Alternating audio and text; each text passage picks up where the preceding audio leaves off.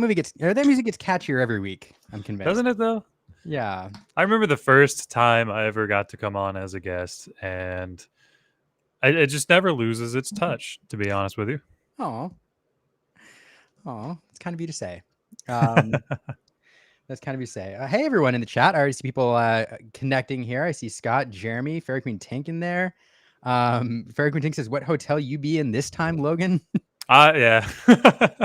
I am officially an Iowa State liver.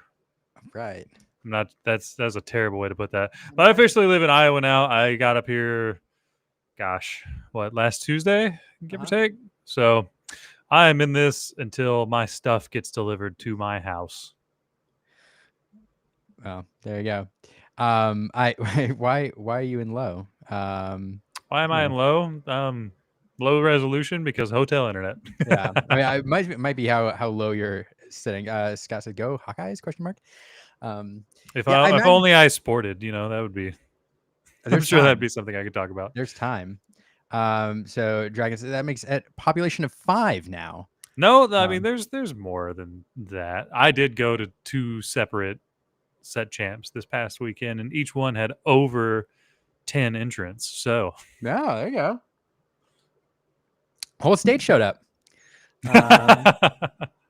Just for me, wow. No, so honestly, like a fun interaction I had the second set champs I went to. I knew a couple of people from the day before, so I immediately went to them, and I was watching one of the games we played, and the guy turned around and he goes, "Do you ever watch the Illumineers?"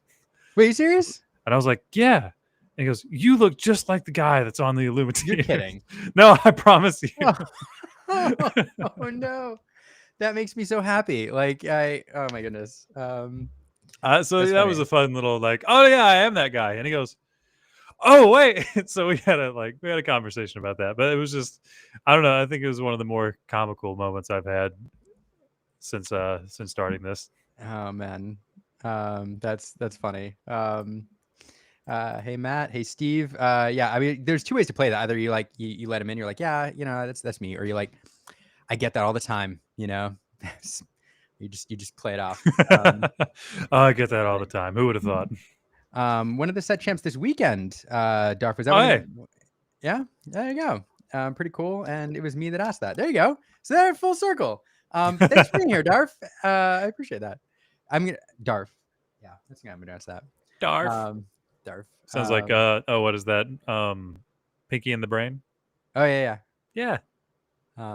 Yeah. So you're in a hotel. I imagine like you at this point with all your travel and everything else that you have just this giant like to go box of like stream setup, and you just get to the hotel and you unpack your clothes and then you unpack your stream setup. And so like, you know what? Just for funsies, this is a entire setup that I got forever ago.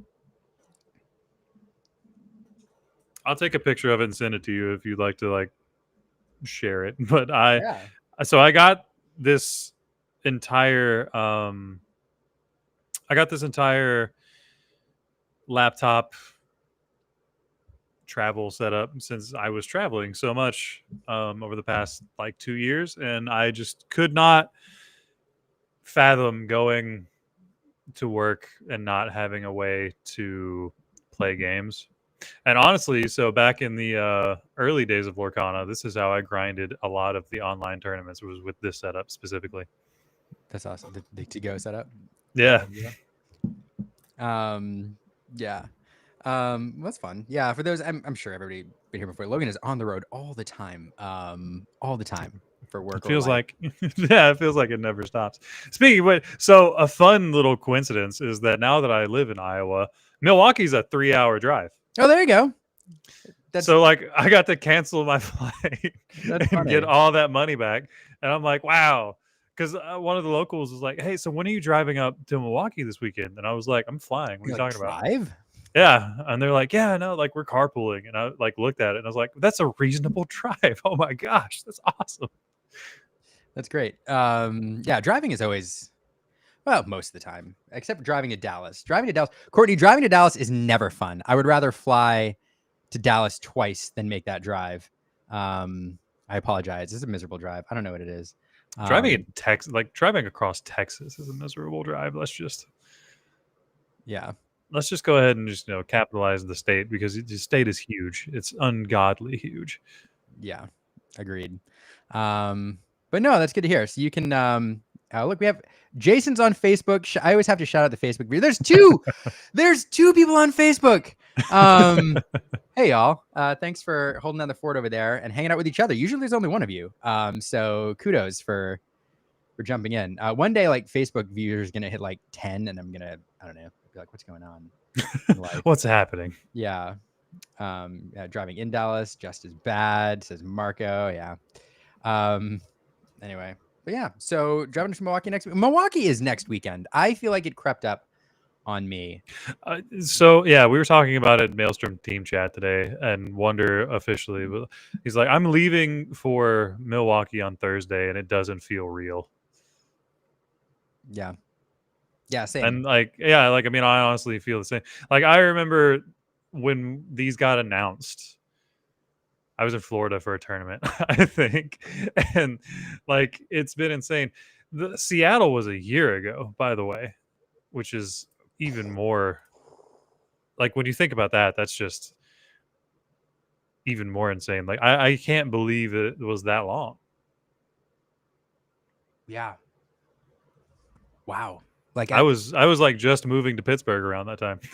it's crazy. Like in some ways they feel, um, sometimes when you look back at something, sometimes it feels like time goes by really fast and sometimes really slow. Like in a way, it does feel like it's been forever since last season. But yeah, I don't know. It's crazy. Time is crazy. Time is weird. But yeah, season 2 is here. Yeah, we'll talk more about this again. If you're watching live, I didn't do the normal introduction. If you're watching here live, feel free to ask questions about the show. We're going to talk a bit about Seattle, or not Seattle. We did that already. We're going to talk a bit about Milwaukee. We'll talk about what to expect. We're going to talk to some awesome guests about their team, what it means to be on a TCG team, and we'll even look at some cards from Whispers. So if you have any questions, feel free to ask. I'm going to let Logan back in with his hotel internet there. The joys of hotel internet. I know. You heard it here first, kids. But yeah, if you have any questions about the show, feel free to send them. We'll take a look at some Whispers cards, whatever you want us to talk about. We'll address it. So for the most part. Speaking of Whispers cards, we've been seeing so many Whispers cards. No, I know. I for those who've been around Lorcana for a while, you used to have this cadence a while ago where we actually started getting preview cards almost immediately upon like set release. So we were seeing spoilers and reveals like for an entire set for 3 months. And about 4 sets ago, they changed it where everything's compressed on like a normal TCG reveal schedule, which is great because we get to enjoy the set that's out a little bit more and kind of savor it instead of seeing cards for the next set immediately. But on the other hand, it's like drinking from a fire hose these few days. And I have not seen every card that's been spoiled. I'll tell you that right now. I absolutely haven't. I can't keep up. Yeah. Especially like with the, we're actually getting a full set this time with minimal reprints as opposed to Fabled. Fabled, I felt like was pretty easy because we were just kind of waiting to see what would come back instead of what was new. But now there's so much new stuff, and everything I see is them showing us that they're power creeping the game, which is good and exciting. It's a change up of what we're used to, which I think is going to be good for the overall meta and health of the game and how we're going to play cards. There's some insanely powerful cards I've seen in Whispers, but I can't focus on it yet because Milwaukee is this weekend. Yeah, no, same. Like it's tough because I know it's probably hard for competitive players because I know you all want to like start deck building and grinding and figuring out and getting those reps in. For us commentators and content creators, it's the same but a little bit scaled back. I also want to like dive in and start doing videos on Whispers and all that, and I've done a couple, but like, yeah, from a commentator perspective, I'm really trying to focus on the current meta because it needs to. So. Yeah, it's weird. It's like I'm being pulled 2 different directions. I mean, so it just kind of feels because we've had, all through season 1, right? As a new set was coming out, we would kind of be stuck, for lack of a better way of saying it, in previous sets because we would have DLCs coming up or something big coming up. I mean, just look at Toronto, for example. Like that was a really weird meta. We had the Yeah. next set, and the side events were being played in the next set, but all of us that were there couldn't focus on that because we were all worried about the main event and trying to do as well in that portion of it as possible. So I kind of feels like, okay, well, we've done this in season one. It's whatever. Um, but seeing some of the cards from Whispers makes me really, really envious of people who maybe chose not to go or just are able to change their focus to Whispers because, man, it looks like it's going to be so much fun. Yeah. I mean, there's so many things that are just going to change. I mean, it's an interesting thing because throughout the history of Lorcana, like sets come out and like we see a bunch of new cards and we get all excited. And then at the end of the day, like one new deck breaks out or existing decks get a little bit more powerful, but there's no like huge, like drastic turnovers to the meta. Some changes are a bit more extreme than others, but it does feel like the power level in this set is being pushed significantly. And I am going to go out on a limb and say that there's probably 2 or 3 like new decks we're going to see break onto the scene and be competitive that just don't exist right now. And I don't know Most what they are. probably. Most probably, like for sure. We're seeing some really, really powerful decks come out, but I mean, just stats of characters. We're seeing cards that cost 2 and 3 and 4 that have the stats of 4 and 5 cost characters that we have right now. So going forward, like I think Whispers is going to be the new benchmark of this is what we want the game to look like.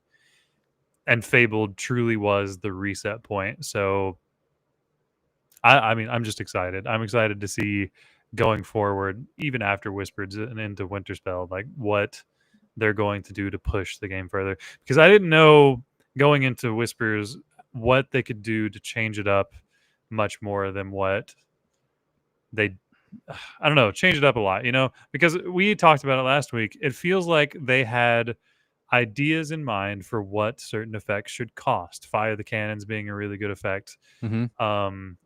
Dragonfire being another one, saying if you want to deal 2 damage in the ink of steel, it's going to cost at least 1 ink. If you want to banish a character with Ruby, it's going to cost, like targeted banish a character with Ruby, it's going to be 5 and it's going to be uninkable.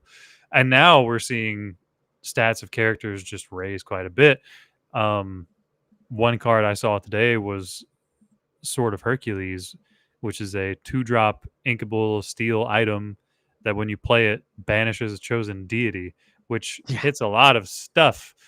Hades, Sisu. Yeah. I mean, there are a lot of things that just have the deity tag that you wouldn't have thought about, and that matters. Yeah. I love cards like that. It's so flavorful to me. And Data is a card type that's been around for, since set 1. And you always wondered, like, when is that going to matter? They're like gods, when is that going to matter? Yeah. I believe Maui is too, right? Maui's a deity. Yep. There you go. So Shark Maui, there you go. Wait, somebody say blue steel items. And there he is.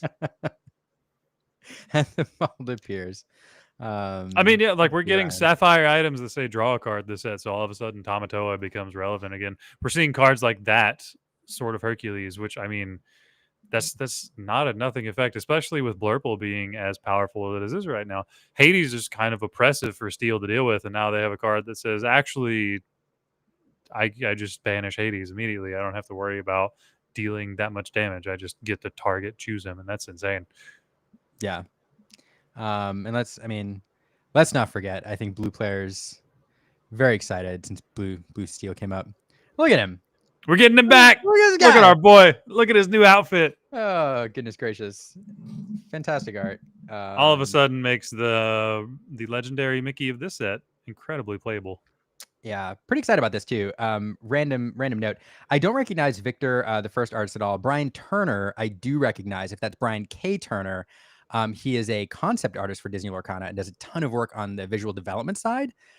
This might be his. I'll have to double check the app. This might be his first credited card, but at the very least, he doesn't have many. But he does so much work on the visual development. I did see him on a panel at Lightbox a couple of years ago doing a demonstration. So I'm really excited to see him credited with this card.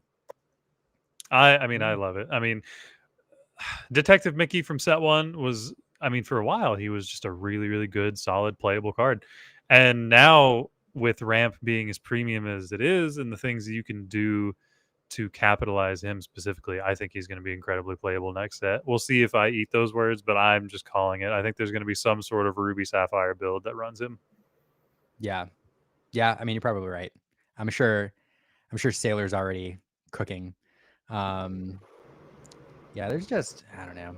And the other deck, I mean, so um, I don't know. We could just talk about so many cards. There's one more that's I don't know, just fun. It just popped. I don't know why I'm showing it because it's not. Look at this thing. So like, I don't think I've seen this one actually. it's kind of bonkers. Like I feel like ever since set one, Ravensburger has been telling us that Sapphire Amber Princess is going to be a thing. The Moana was kind of the teaser. And people have played this in set championships. I mean, shout out to Enchanted Kim, who's been advocating and had a princess build for such a long time. And then Steven, even before the stream started today, said that he was at a set champs and one of the best decks there was Amber Sapphire Princess Puppies build. So I don't know. I just like seeing we'll call them tribal decks or typal decks get support like this. So it's just fun stuff. I mean, this set, Amber Sapphire Princesses, felt really, really close. The problem, as with any deck in Lorcana, is if the deck doesn't have a draw engine that you can reliably get to, it's just kind of flounders to the things that do. Doc for Steel is just kind of the static refill. Now we have Genie and Dumbo and Finders Keepers for Amethyst in general. We have Desperate Plan again for Steel. And everything else, if you can't pair with one of those two things right now, it just kind of starts to lose. But Sapphire having its own dedicated items stuff come back, I think we're going to see that come back just with draw engines in general, because now we have Tamatoa. We have the item that says draw a card on it. I don't know. I think there's going to be a lot that's going to come out next set, because right now there are a lot of people that are starting to experiment now that we're towards the end. Ruby Steel feels like it's almost there. We talked about Amber Sapphire Princesses. Mm-hmm. Amber Amethyst has some sort of a one-turn thing with Monstro that people have been playing around with. Emerald Steel is starting to make a comeback again, just a different build than we've ever seen before with Emerald Chromacon. Amber Emerald Dogs feels incredibly powerful right now. Yeah. So next set with all of the new tools we're getting, I mean, we already have an established baseline of, I would say right now we have 4 top decks. Mm-hmm. And then we have another 3 to 5 that are just kind of in the wings, just waiting for those, 2 to 3 cards that push them over the edge. So after all of the cards are spoiled for Whispers, I'm sure that those decks that are just on the fringe that you've always been like, it's almost good enough, but I wouldn't take it to a set champs because it just doesn't have the consistency. Maybe we're going to get that consistency. Yeah. I don't know. I don't know. It's gonna be fun to see. And metas are always so interesting to watch develop too. I've got Ed Chu's point kind of like stuck in my head from ages ago, where he's like, hey, because we all think that metas are good when there's not like 1 or 2 dominant decks, when there's a variety of decks you can play. That's kind of what we tend to think of. And Ed made this point. It's like, hey, there's such a thing as a meta being too wide, which I find a fascinating point. So, yeah, I'm always interested to see how it's going to shape out, and if, as we get these new decks developing, if there's going to be one that just crushes everybody. Yeah, I don't know. So I genuinely think there's a difference between being too wide and not balanced, if that makes sense. Yeah. So I think, I personally am of the opinion, and I will stand by this pretty hard, I think towards the end of Reign of Jafar, that was both a wide and balanced meta, because you could realistically take anything that you wanted to most events and you could do well regardless of what matchups you ran into. Like, there were some really bad ones, but you generally had the tools to fight out of most situations with whatever deck you had the most reps on. The problem with the Fabled meta isn't necessarily that it's too wide. It's that there whatever deck you bring, there is a matchup or two that is so wildly not in your favor that the game's just in the course of one or two turns can swing so hard out of control that there's nothing you can do to combat. Literally no tools in the game could stop just some of the high rolls we have right now. I think that's kind of what people are feeling in Fabled right now. And it's true. Like, from a balancing standpoint, there are just some things right now that after the altar, your opponent can look at you and be like, it really doesn't matter what you do because I have an answer for all of it. Yeah. Right now, you're just kind of hoping to dodge your worst matchups or hope your opponent misses. That doesn't mean that like there isn't skill expression, because there absolutely still is. There's everything down from, altering to ink decisions to planning turns ahead. That's still very relevant. They're just some like opening altars that if your opponent gets it, you're just like, oh, you had all the answers to all the Yep. stuff. You had the And hand. that's just the game right now. But with that being said, this is also a very short set time frame, and we're seeing all of the things that are coming in Whispers. So, the next 2-3 weeks when Whispers comes out, this is going to be a moot point completely. Yeah. Yeah. So we really get one challenge here in North America with it. And we'll see how it goes. Move on to bigger and better things, literally. Yeah. So we are gonna we will. I kind of went for our guests to talk about like what we think about the Milwaukee meta and the way people see the tournament going, because that is a whole topic in and of itself. I'm just Yeah. trying to think if there's anything else. I mean, we have more cards we can talk about, as we get on with the show. I just want to make sure we don't miss anything from the last week. I don't know. I think set champs rolling along. Congrats to everybody who performed well. I'm seeing a ton of people with their set champ wins, and it's always fun to see that. So as always, if you want us to share any of those, send them, as well as your funny moments. I several times this week I saw things, Logan. I'm like, I'm going to save that and talk about it on Monday, and I forgot. So I'm trying to see on my phone if I do screenshots. Yeah, I don't know. What else happened this week? A couple main stages, a narrative main stage, which was really interesting. If you didn't watch it and you're into the narrative of the story, you should go take a look at the replays because it was kind of fun. And yeah, I think that's we're just waiting for Milwaukee and waiting for Whispers, huh? Absolutely. And again, it feels really surreal that we're here.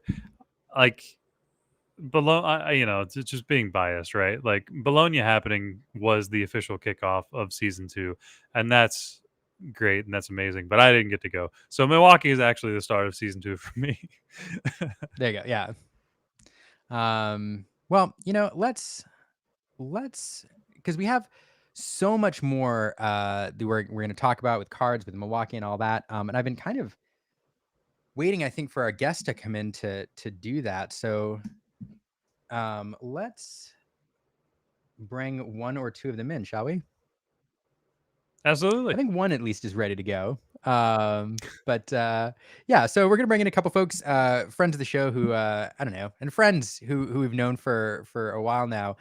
So always excited to have them on. The first, everybody. There's so many Canadians here this week, Logan. We're outnumbered by Canadians, both in the green room. And, I know this literally never happens. Yeah. So it's next week we get to try it with the EU folks. That's true. That's true. How many Canadians in the chat? But all right. Raise your hand if you're a Canadian in chat. Let's see. Count. I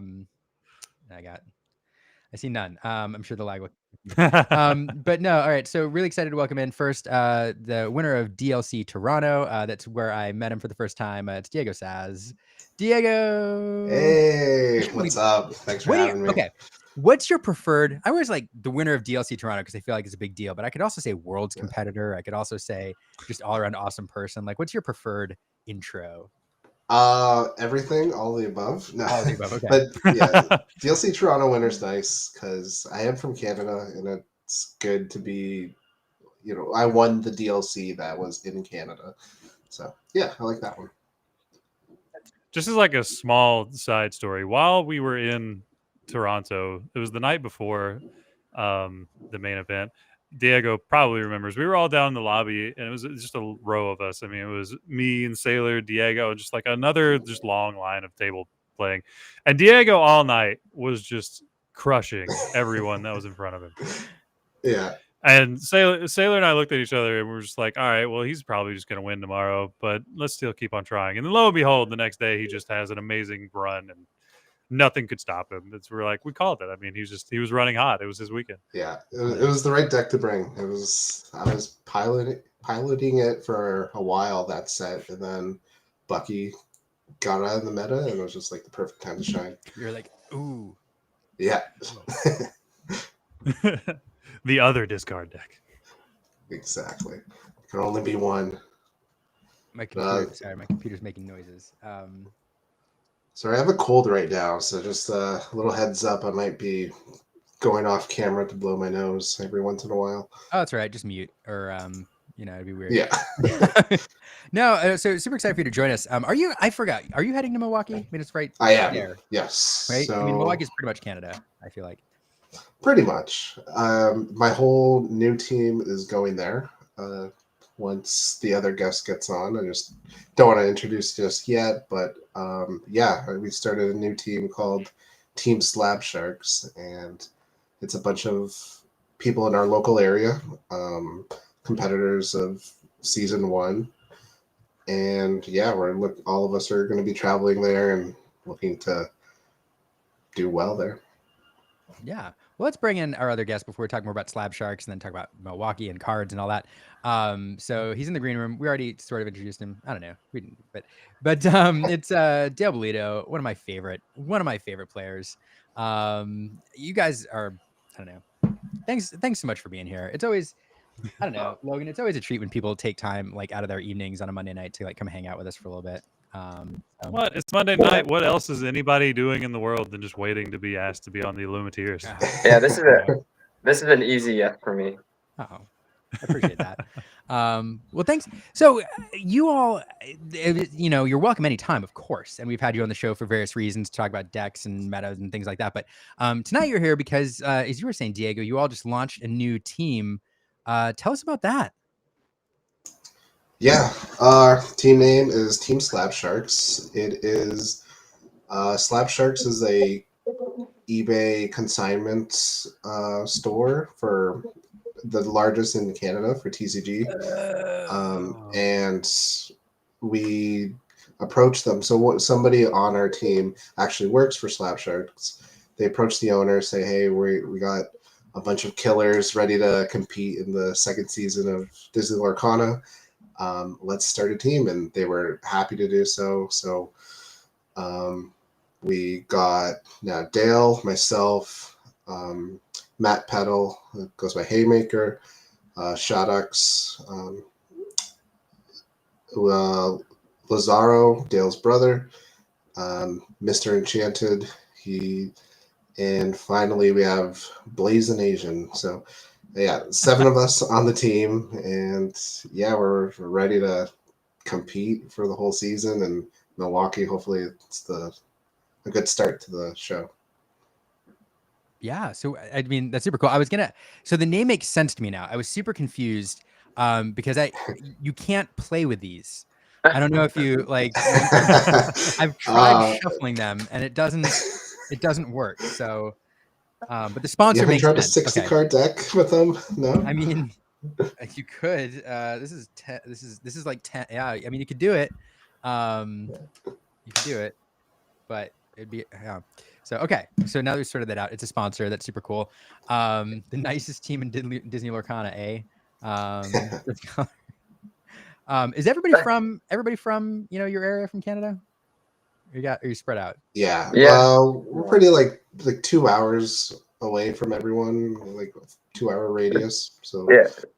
So to be fair, Diego is the furthest out. Josh is, I guess, in the other direction, and then everyone else is pretty central. But for the most part, like with the exception of Diego and Mr. Enchanted Derek, the other 4 members, we've been friends for like 20 years, and we're just like locally, we wanted to get the best players, and Diego and Derek were no-brainers to join us, and now we get to say we have a champion and a world's competitor on our team, so that's nice.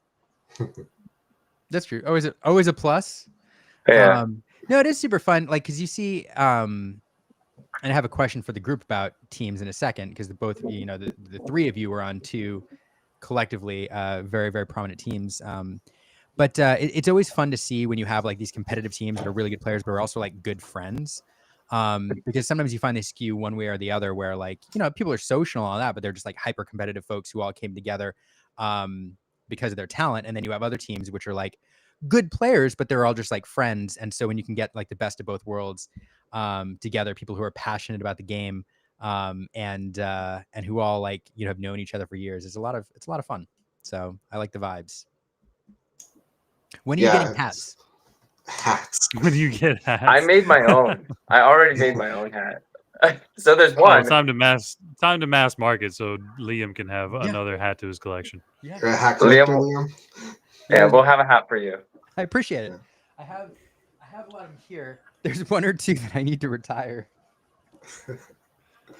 Don't say that. They all have wonderful They stories. do, that's true. They all have wonderful stories. But look, guys, see, I got Infinity here, and the Muses and Crushers. I've got ETB in a box over there that I haven't unboxed yet because I want to do a Yeah, show. leave it in the box. Oh, oh no. It's okay. I love my ETB guys. Yeah. No, I got to do. They're unboxing. Canada team number 2, if you're wondering. I figured. But you all get along, right? It's like, Oh yeah, we're it's friendly competition. We love them. yeah, you need to have like the Canadian Cup every year where the Canadian teams battle for, I don't know. We kind of have something like that. We have a GTA championship, and every set there is so they run I guess a point ladder from all the GTA stores, and yeah, ETB hasn't won yet, so that's cool. No, but they're very difficult tournaments, and it's a little jab at them, but they're great guys. I wouldn't want to play any of them in a tournament, and I assume the same way back. Joseph, Elias, and Chris, Riley, and Adrian used to play. I don't know if he's playing anymore, but they're great guys. Everyone knows ETB did win at the ICL season 1. So yeah, we don't have that. We can't say that. So That's true. To be fair, you weren't around season 1, so that's what you can hang your hat on and be like, hey, yeah, as a team we weren't, but I played once and lost to a Robin Hood deck. So I hope that's on stream somewhere. Oof. I have to look that up. That's funny. So I had a question, like a private question from somebody last week. I was going to do a video on it, but somebody asked me, hey, can you do a video or talk about like why TCG teams? Like what are they? What's the benefit? Why are people on them? And just a little bit about, what what a team is. Yeah. Even though like Lorcana is a solo game, you're playing 1-on-1 against people. You need to practice just to improve. If you're not practicing with other people that are your level or even better than you, you're not going to grow in the game. So when you join a team, you want to join a team with people that that are going to do well, that are committed to the game just like you are, and then you can grow with them, practice as much as you can, bounce around ideas. And you can have like different specialties in the team, right? So somebody could be really good at aggro decks. Somebody can be good at control decks. And that way, when you do practice, you bring these specialties into there and can really do better that way than you would by yourself. Yeah. And the other aspect of team outside of like social and getting along is like to the competitive level, the amount of games that happen amongst a team is unreal. Like if you were to play something on your own, you probably have to go through a couple hundred games to discover some stuff. But since everyone is collectively working, and having a team also lets you play different decks and master different decks in the sense that like the different pairings, the hardest thing to figure out is how that deck reacts to another color or another pairing or another matchup. And to do that solo is impossible. you'd have to read guides. There's a really good guide out there with yellow green dogs woof woof. Both. That's out there. And without access to something like that, I had access to that a while ago because I had Diego on my team. So Diego was already spewing all of his knowledge, letting us know. I'm like, you should probably put this on paper. There's a lot out there. But that's just one person that like someone could pay for that, and the hours of all of Diego's work put into that is accessible for one person. But we have everything else. We played all the other colors. You don't get that solo. You don't get that with friends that are playing. You need to kind of be in it together. So our team's a little bit different where we share prize, we share everything. It doesn't matter who wins. You always want to root for somebody, and you always want skin in the game, and you're gonna actively work as hard for everybody else. Yeah, and that's where it's like important that we're all friends first, kind of deal, instead of we're all just the number 1, 2, 3, 4, 5, 6 players in the world, just put on a team. No, like there's more trust with our knowledge. We're more open with each other. There's no clashing ideas and saying, "Hey, I'm better than you. You're better than me." Yeah, like Dale said, we're kind of just this collective unit, and we're trying to. If somebody else is well on the team, we're just as happy if we did well. Yeah, that's awesome. It's one of my favorite things about seeing teams is the support and seeing like the members of a team get all excited when one of their teammates wins. There's a number of different memories from the first season that are kind of like burned into my brain. One of them's like Luke winning. And Yeah, seeing I the was entire just team. about to say. Yeah. It was about a year ago, I think. I think Seattle was close to a year ago. Yeah, it was almost exact. What were we saying, Logan? It's like almost exactly a year ago. Like It was almost exactly a year ago. Yeah. Yeah. So Yeah, Logan's in like that amazing picture with Luke winning and all the I think Labyrinth guys at the time Yeah. jumping up, and yeah, that's a photo to look at. Just that you feel good about it, and to be part of it, it probably feels even better. So yeah, I mean, that's why we play. Yeah, I mean, just kind of touching your point. There's another reason to be on a team is when someone does well, it doesn't just feel like that individual one. It really feels like a collective effort. When Wonder won Seattle, it wasn't just Wonder winning; it was all of us because we put in the work together. So I'm sure you guys feel the same way. Seeing one of us succeed and push past and do better at an event than anyone, it's just as much of a feeling for them as it is for you. Oh yeah. Yeah. Yeah. Oh my goodness. So Luke winning was kind of a win for everybody. Luke is the people's champion. yeah. What is this? What is this color? You can't. That pile's not. All right, hold on. This pile's not big enough for slabs color. Anyway, new tank. Yeah, no, I don't know. The team aspect is something that I really. There's all sorts of other reasons. Like we're gonna do a whole video on this and talk about in tournaments and the prep and all that, and how before Worlds there were teams like holed up in a house together just jamming hundreds and hundreds of games, and to your point, Dale, like this, the teams allow you to get all of that experience, to have hundreds of people jamming, or not hundreds, but tens of people jamming games all for like one competitor, and getting all that knowledge, which is wild. But let's change subjects a little bit and talk a little bit about Milwaukee, because we're all looking at that. We're all going. I want to preface this with, of course, I don't want you all to give away anything, that may give your opponents a competitive edge. But I don't know. What do you all think about the meta going into Milwaukee? What do you think we're gonna see? I think I'll let our two guests talk about that one. It's up in the air, honestly, because coming off of Bologna, Blurple's the winner. So and then the cycle begins, right? Okay, so Blurple's the main target. People want to play decks that target Blurple, and that makes people shy away from Blurple.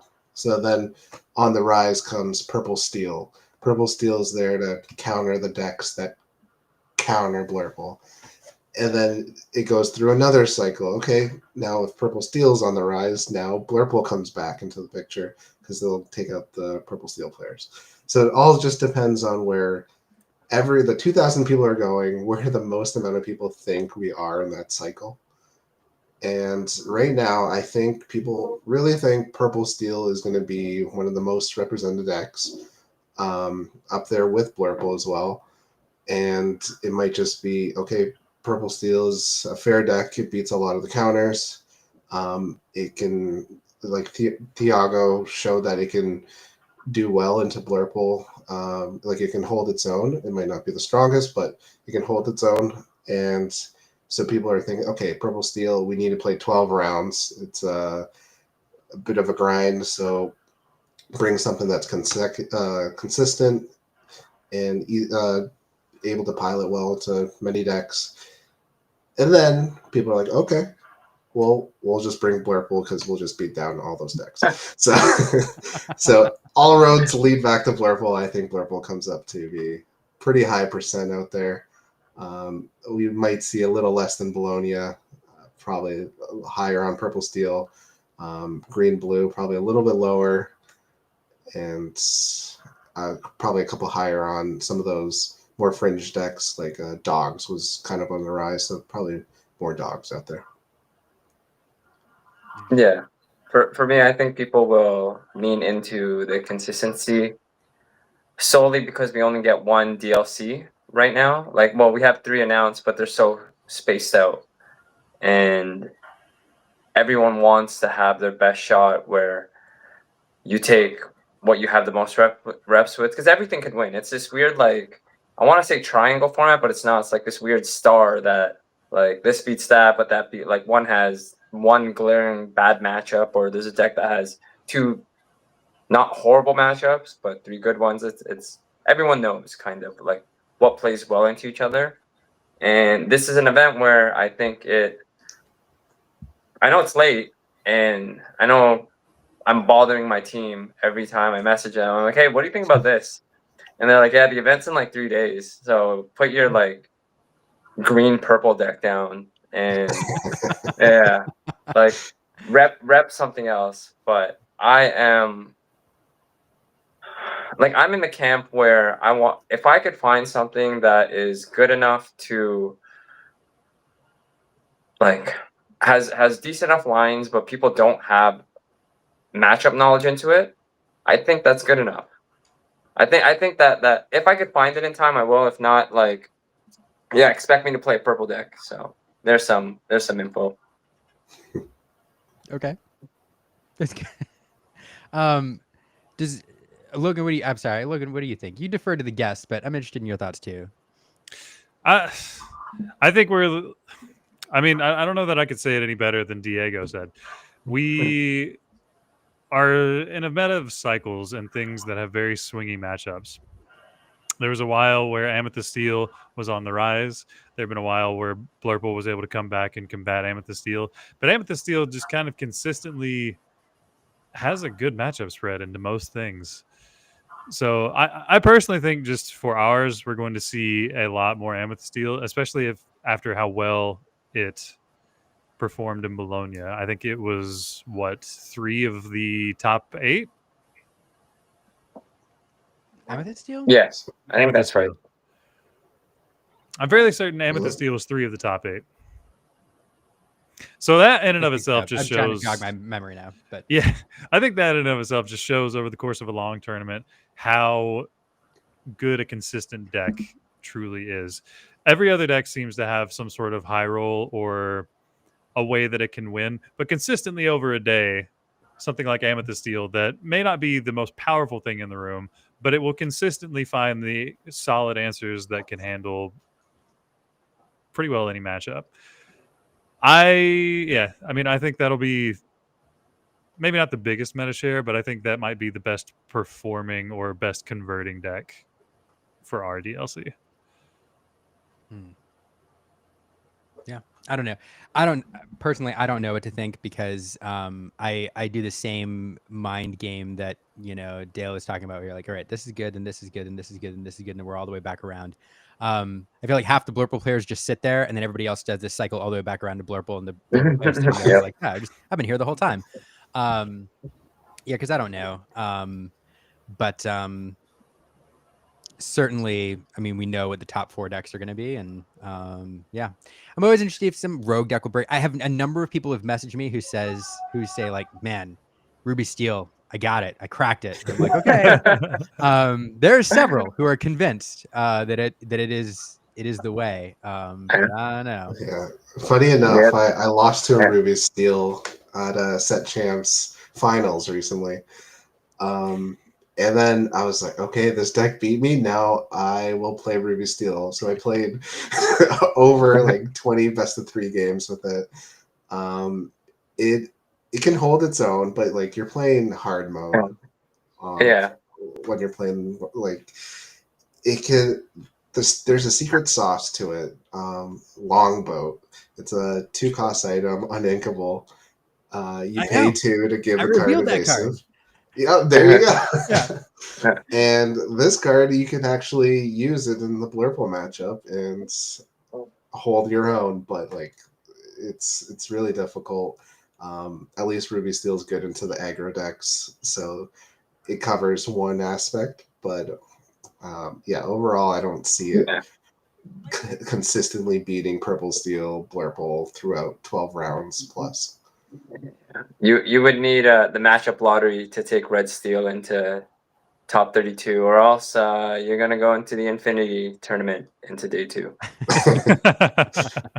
Have fun with that. Yeah. Fungus saying red blue. I don't know whether to take Fungus seriously because Fungus, a great player, great content creator, but also said Amethyst is finally getting some good cards in Whispers. So apparently some of the stuff he says is but yeah, Ruby Steel Powerline is the way, says Ruby Steel Power, nice. man. Maybe maybe we'll see. I mean, I tell you what, like if Ruby Steel makes it, into day 2, I'll be super excited.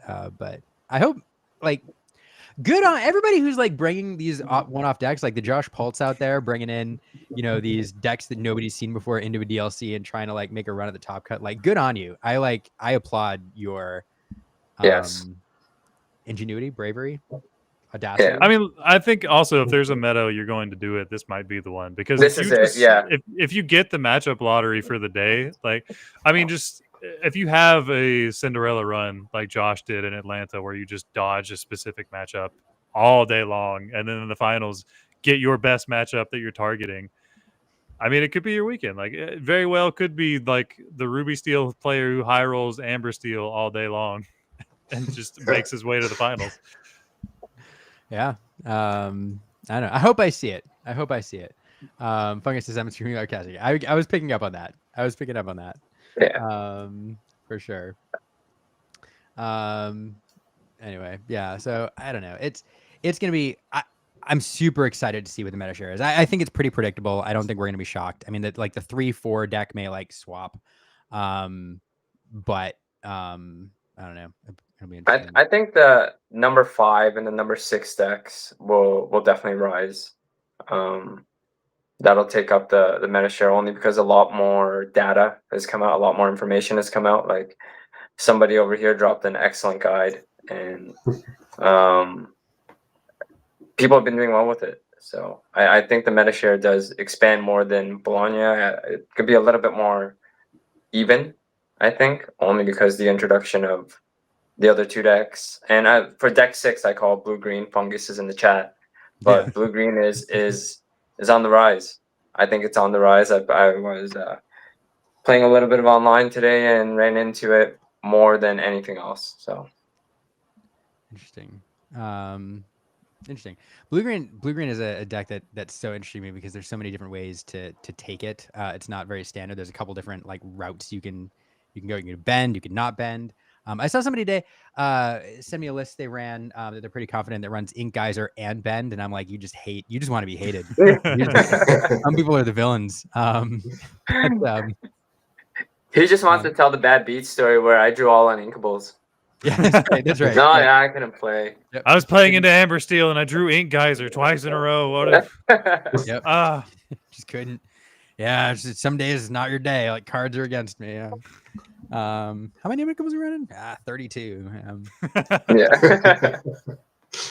But it's fine. They're like lands. No, it's funny. Yeah, so I don't know.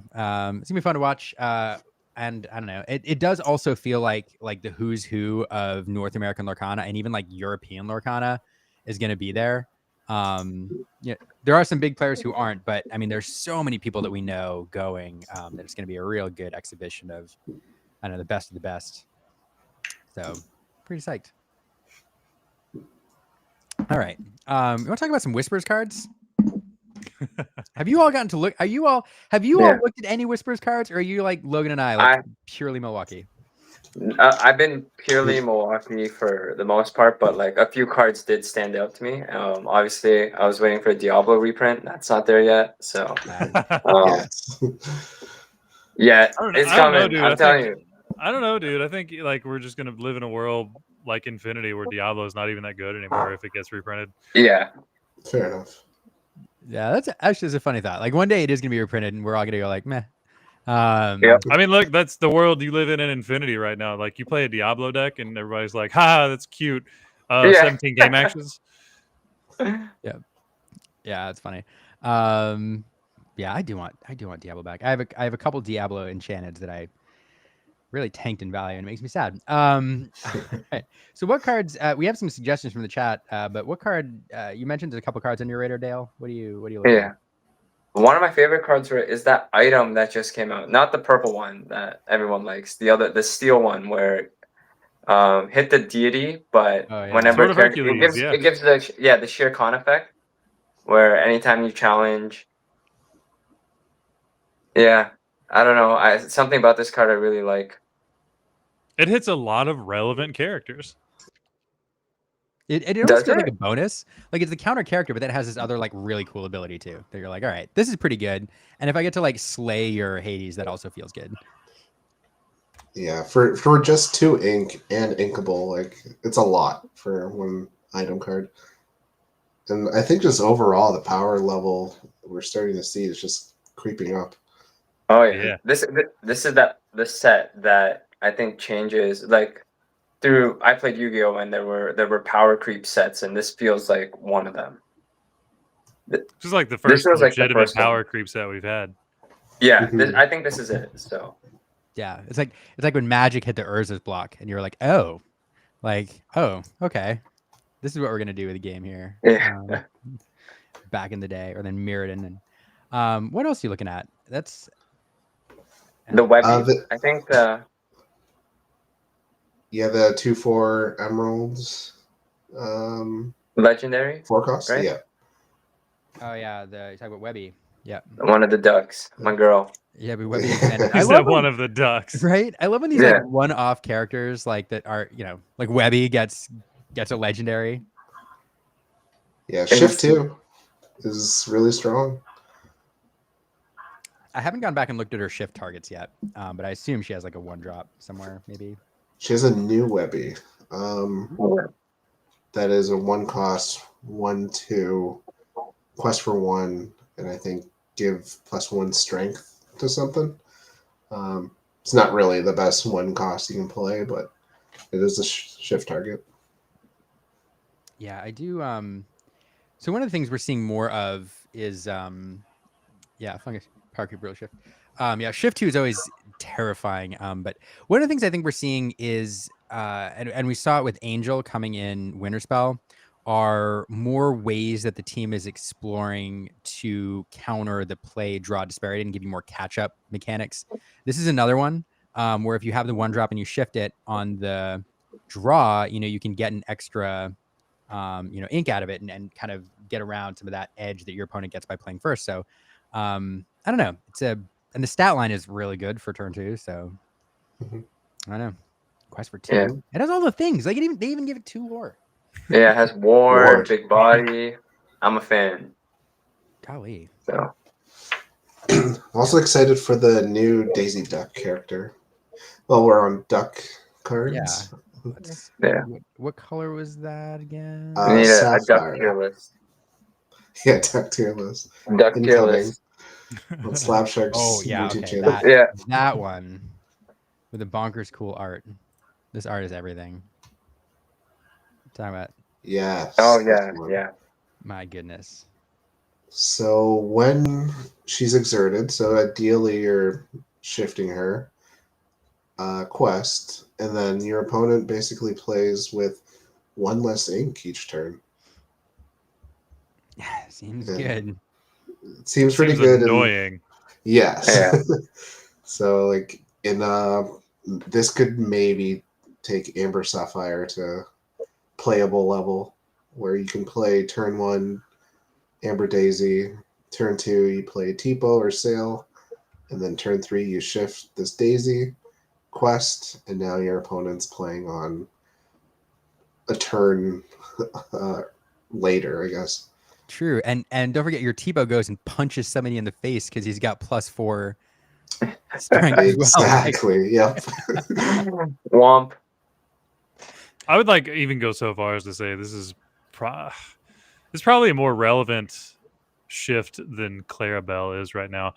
Like we've seen things like Ink Geyser that manipulates your opponent's inkwell, but this just on a consistent turn by turn basis, if they're not able to take this out, that's a really, really damaging effect. And something that I think this is something we're always going to need to have an answer for in the back of our minds. yeah. And Yeah, on I mean- turn 3, there's barely anything for that at the Yeah. moment, right? Well, it's just I love variants. I love cards that give you variants, things that you can do. It's one of the reasons I like Whisper so much, because it gives you more options to do on your turn with your ink, like more things you can do. This card, as we saw with sort of Hercules and all that, it does 2 things. And like the Inkwell ability is great, but I'm also focused on support. Like the ability to shift in a character and give another character +4 strength immediately means that once that daisy's on the board, your opponent has to take into account that something may be getting +4 strength. A Tipo, something really innocuous, and it kind of shuts down some of the aggression, some of the things they can do if they don't want to roll those dice. Yeah, like shift support even on its own is decent, but then the Inkwell ability is bonkers. I don't know. Also, Yeah, it's really strong, scary, but I don't know, that opens a lot of doors for new archetypes to come up, new color combos to get out there. We just won't be seeing the same old meta that we've been seeing so far. that would be nice. Multiple people mentioning Olaf. Yeah. I like George mentioning him. Somebody else mentioned Olaf earlier. Why is a color mentioning Olaf? Why is Olaf so popular? I mean, right now we don't have a lot of low cost bounce effects. I mean, the ones that we do have are magical maneuvers. What is the broom dog one? Mm-hmm. I forget the name of it off the top of my head. But then like the only other bounce effect we have is a 4 cost. So there being a 1 cost possible bounce effect is significant. There are a lot of things that you even right now want to be bouncing back to your hand, but because the effect is so premium and costs so much, it's just hard. With the loss of things like Snake and Fox, it's just been hard to justify putting those effects back in your deck. So this on a body is pretty good, I think. Yeah. Yeah. Oh, so color pointing out boost is a thing.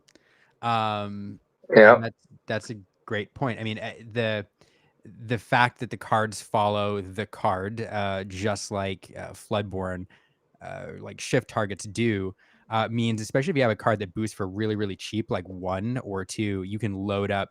You can put a boost character in play. Just start loading up cards underneath it for the long term.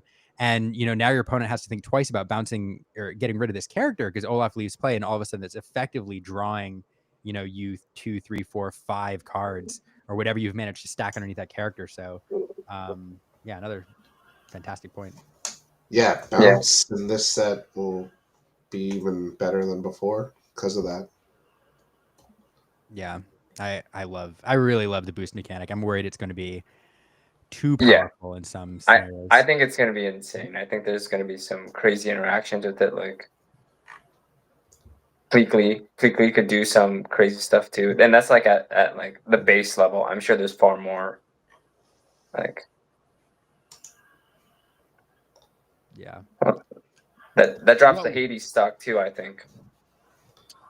Whoa! Right. You have to. I mean, any blurple removal immediately like becomes so much less just automatic, right? Because you already sometimes have to consider you're pushing your opponent to certain ink thresholds if you use Hades or in the unknown. Now you're just like, oh, I could just ramp you to all of your end game immediately when you were nowhere near that. Yeah. Oh my goodness. I do have to say, we saw a bunch of my computer made a bunch of noises and did a bunch of stuff, and a bunch of people popped in the chat because we just got raided by Panderic Quests. I'm trying to be better on Twitch. So thanks so much for the raid. Like, I hope you had a great stream. And for those who are just joining us, Logan and I are here tonight talking with Diego Sass and Dale Bolito, the members of the new team, the Slab Sharks, one of Canada's top 2 premier Lorcana teams. Top one. Top. Yeah, you're on the show tonight. That's true. Not number 2. We're one of the top 2, just not number 2. That's right. But yeah, fantastic players. Getting the thoughts about Milwaukee, and we're now talking about some reveals from Whispers of the Well. So if there's any cards that you want us to talk about, let us know, because we're rolling through some of the reveals. And full disclosure, like, all 4 of us here are thinking so much about Milwaukee. Like, we've caught a lot of the reveals, but we haven't deep dived enough. We don't know all of them. So there's ones you want us to talk about. We're in discovery learning here along with you with some of them, but we're more than happy to go into There's obviously that new Amethyst item, right? The Pop Draw 2. Yeah. Let me look that up. Oh, yeah. That made Tamatoa stocks it go spiked up. It spiked it immediately today. Let's see. Where is it? And I'm loving these reveals. Oh, you just didn't because of all. You didn't have it immediately ready to go, Liam? Come on, man. What color did you say? It was one of the last ones revealed. I think I don't know what it's called. I had technical difficulties, so I'm on my phone. Okay. Oh, it's the book. By the way, if you haven't watched JD's reveal of this, everybody right now, like, set an alarm on your phone when this show don't do it right now. When this show ends, go watch JDZ's reveal of this card. It's hilarious. Yeah, check out his Instagram. Okay. So yeah. Well, so in a world where we're also playing against gargoyles, this could be pretty good too, because if you're keeping your hand size fairly low so your gargoyles can ready, you can have this on the board and then draw 2 cards on your turn instead of having those cards already in your hand. So, and then obviously playing Tamatoa from, was it set 7, just to recur this item, and now you have a new popsicle at home. Yeah. We have a popsicle at home. Yeah. Sorry, doing chat stuff. Yeah, I don't know. It's golly, I do find the gargoyles mechanic super fascinating, and this is a small thing, but it's something I'm thinking about. Because normally in Lorcana we're so programmed to think about, do all your draw effects first, get your cards, look at your options, then do your questing and your stuff with your characters. And here you're gonna have to do the opposite, and there are worlds in which you're gonna like, okay, let me get all my quests out of the way, let me use my characters, and then I'm gonna draw cards. So that's kind of funny. All right. Panderic Quests asking about Major Wind Dancer. I gotta look that up. I gotta look at Major Wind Dancer. I'm not sure. I'm not even sure. Is that the steel? Is that the steel one? Where's the emerald? 4/7?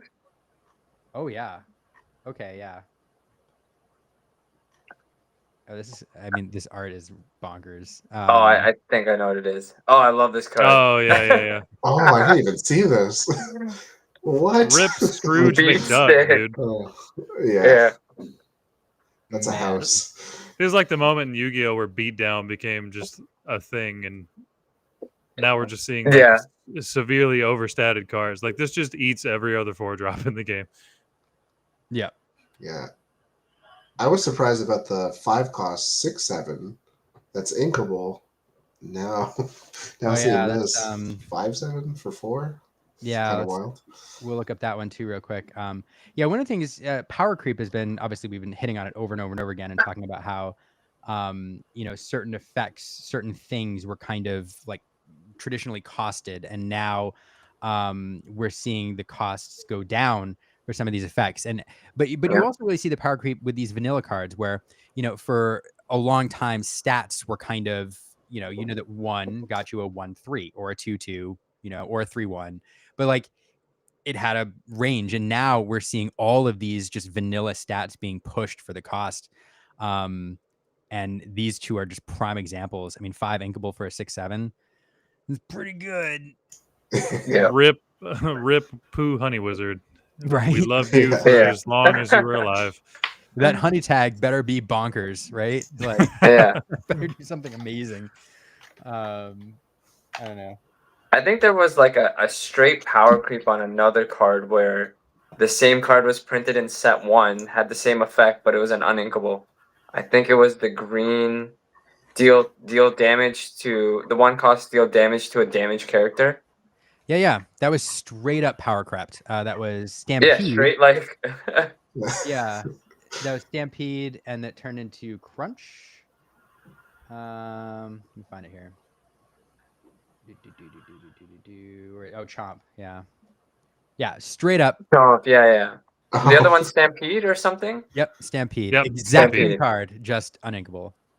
Yeah. I also think with rotation they get to obviously one reprint the other cards in different colors, but also fix any of the other cards that they wanted to. So like you'll never see them come back. You'll never see them reprinted, but it lets them do stuff like this. Like Yeah.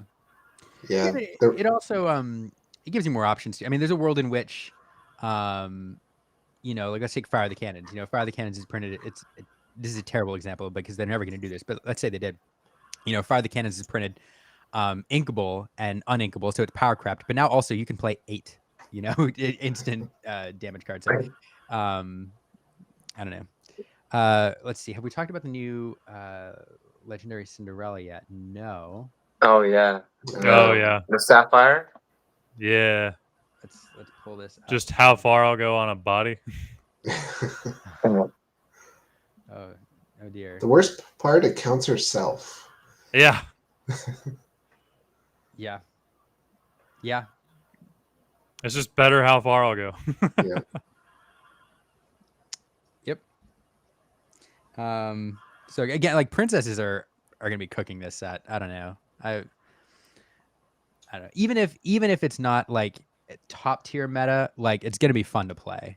Because they're getting so many new tools.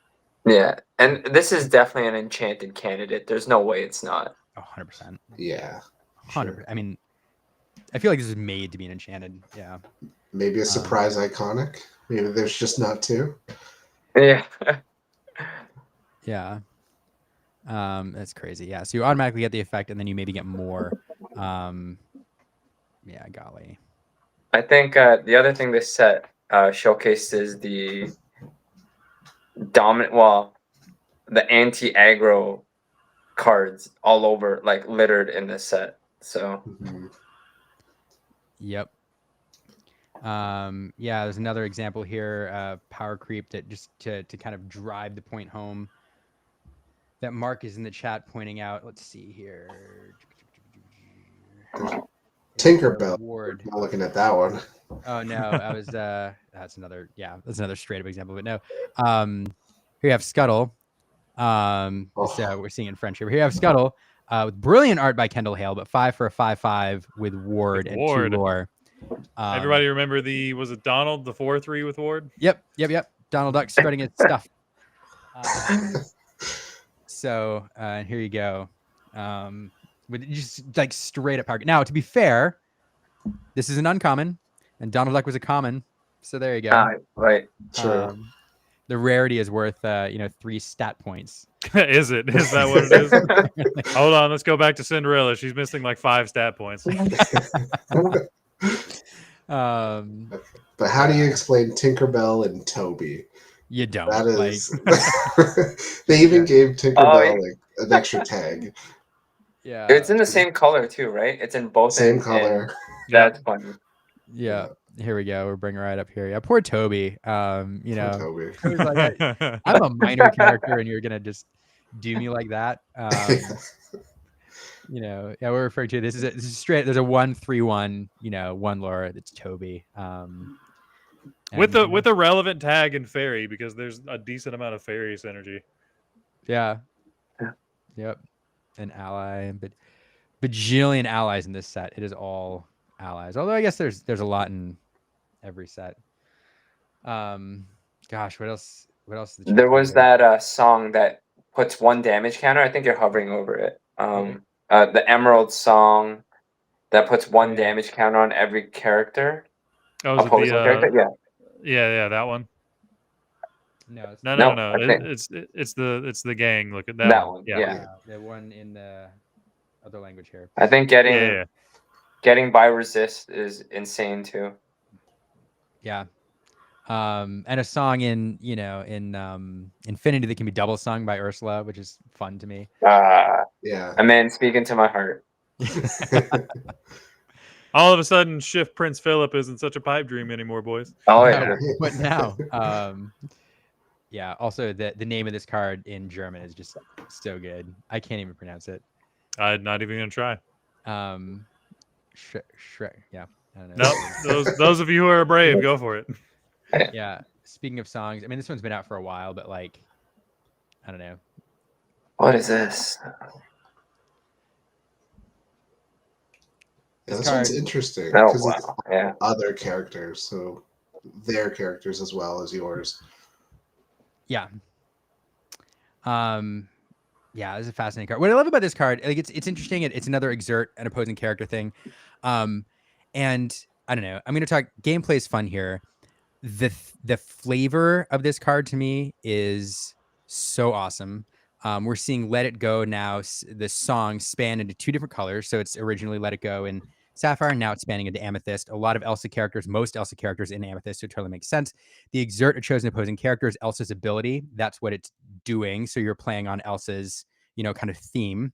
Moving damage counters is weird though, because that's typically not an Elsa ability, and it's not an ability that we usually see in Amethyst. We see it elsewhere. It's a Mama Odie kind of thing. So we see it either in Sapphire there, or we see it, moving damage counters around in Ruby.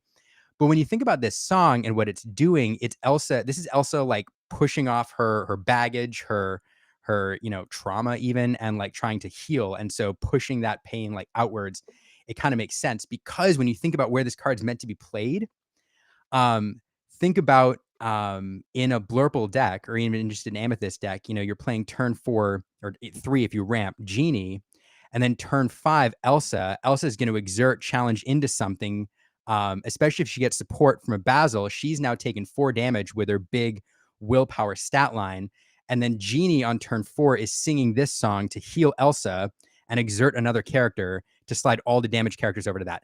So like from a theme and a flavor perspective, this song does so much, especially when you consider its cost and when it's going to be played in a traditional Elsa 5th Spirit play line.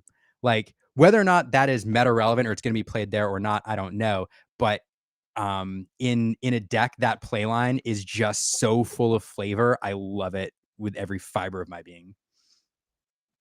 I'm just gonna leave it there. Yeah, it's not like Blurple. Yeah, Blurple definitely needed more cards to be good. So yeah, I agree. Poor Amethyst. Yeah, I agree. Look at this. It's random. So many. Just the vanilla, like the power. I mean, this one's not great, but again, like 5 for 6/5, where with 2 lore. Yeah. Sealed is going to be very interesting this set. yeah. just like big bodies beating each other. Yeah. I want to drop that horseman. Yeah, right. Pandaric pointing out this is for those who don't recognize him. Apparently, this is the new mayor from Zootopia 2, which is coming out here shortly. So I thought it was Fabio. What else is good? I mean, we've all seen the gargoyles. I think the locations, the steel locations are pretty interesting. That one, yeah. I think it was this one. I can't. We're all gonna have to rotate our heads. Why have a character in play this location gets? No, it might be the other one, the upgraded Bayou. Is that? Yeah, it looks like this one. Is Utopia? Zootopia. I may have made up a really good location in my head. So. It's not. Well, I like small cost locations are kind of cool. 114. yeah. There's a couple others that have been revealed, just not in steel. We have Bitterwood here. Bitterwood. Let's move a character 5 or more. Draw a card. Nice. I can put that beside my Snuggly Duckling. There you go. Yeah. Leave that in my red bulk. Yep. A $15 enchanted, in case anybody was wondering how Is it powerful that card $15? is. Say again. Is it $15 now or no? It's about that. Yeah. I'm pretty sure I paid like $100 for it. Oh man, yeah. Snuggly Duckling, the Wall, and Ariel's Grotto are all like $15 to $20. Oh man. Yeah, wow. It's pretty bad. Oh yeah, this card is something else actually. I think this opens up Monstro OTK stuff. So Monstro. Yeah, that's I exciting. never thought about Monstro. What? Yeah, Monstro OTK and with Illuminary. My problem with this car is that it just gets destroyed by a gust of wind. Yeah, right. Like you're putting it out to do the thing, and then you're just like, this is not going to be alive next turn. But this is bonkers. Wait, yeah, so, that one drop Tinkerbell kills it, so that's nice. Yeah. We're Toby. We're now living in a world where one drop take out this card consistently. wait a second. So you could draw your whole deck with Monstro on this card. Yes. Yeah. So Jafar, if you have like an exerted Jafar in Infinity, you could pull that off too. Well, all right. It's coming, Liam. It's coming. Jafar Monstro OTK, like this is a genuine OTK because it's like the cost is just play the character. It's so like if the other two opens. Yeah. So like this just opens up the just the Monstro Amber Amethyst deck probably even harder than it is right now. Yeah. Yeah. I think you could just build like blue, like Blurple with like that combo in there and like some nonsense. Just have extra ramp to get there. But yeah, I wish there were Infinity set championships so I could play this.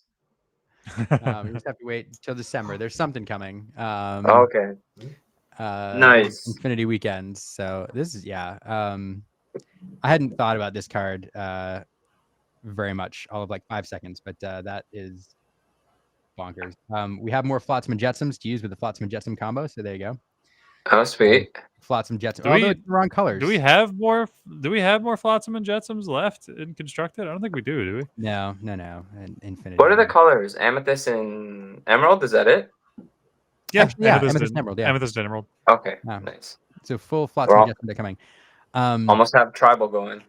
Right, and then we also I don't know if you saw this, Dale, but we got our boy Kit Cloud Kicker back. I saw it. Just a little lower stats, but better art. So I mean, it's a trade-off. Yeah. First of all, how dare any of you say that this card is Kit Cloud Kicker adjacent? Rip my boy. He's beautiful and perfect, and he was too good for the world. He was, and I miss him daily. But in today's world, this is everything has 20 strength, so really good at all. Who knows? Yeah, who knows how much this is even going to be relevant next set? Because even our one drops have 3 willpower. That's Or 3 true, strength, rather. right?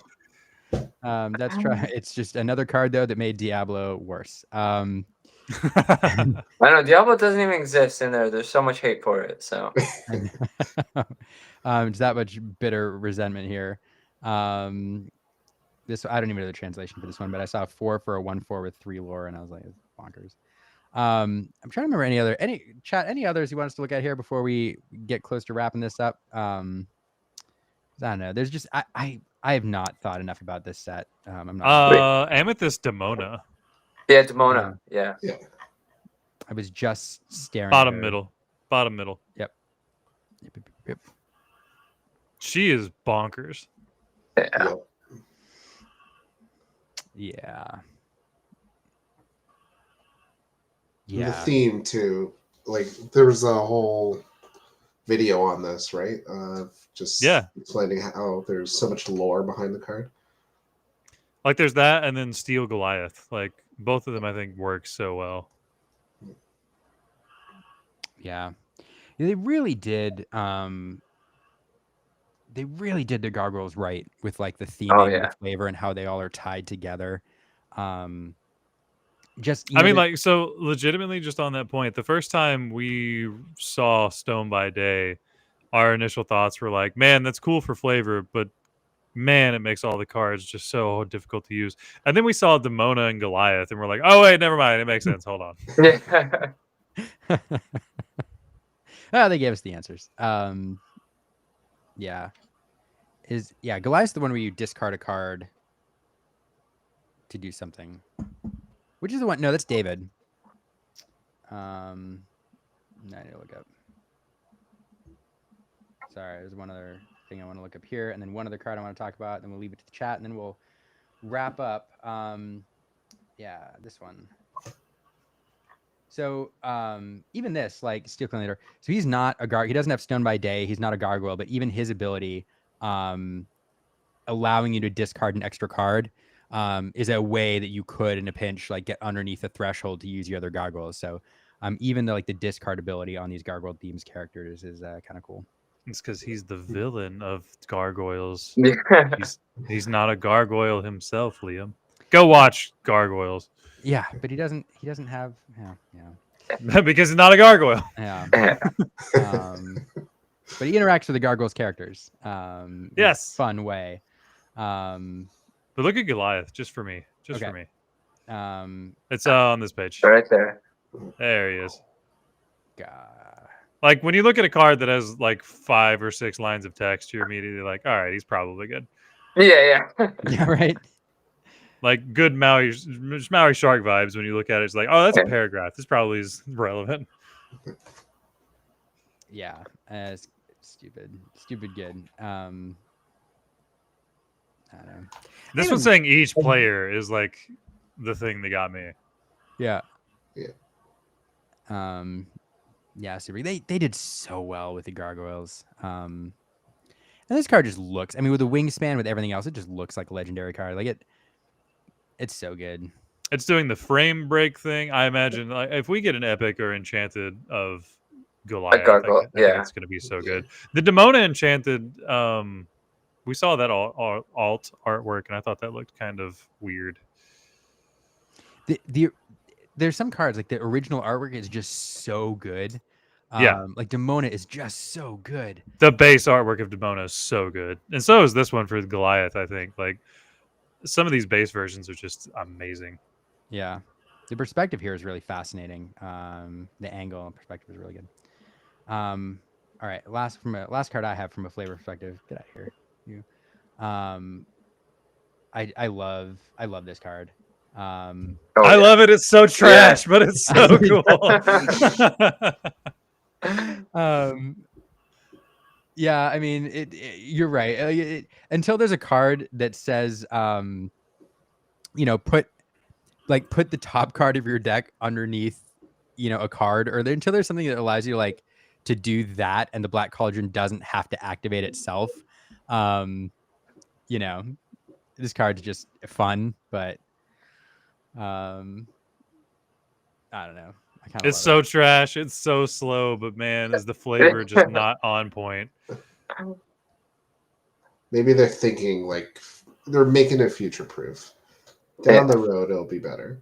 No, I think for sure. I think for sure they've seen how powerful resurrection from discard synergies can be, and we have a lot of things in this game just because of the way it's designed. Getting back things from the discard is really powerful. I mean, just look at Lilo Escape Artist. Like that card at times is borderline one of the best things one of the strongest things you can do in the game. So I think resurrection abilities need to be at a premium like this.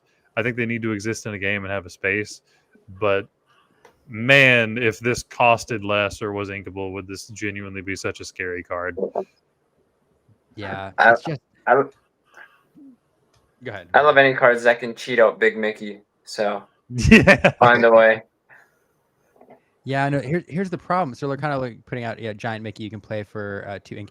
No, actually, no. The problem is you have to pay the cost of the character as well. And Oh, that's what?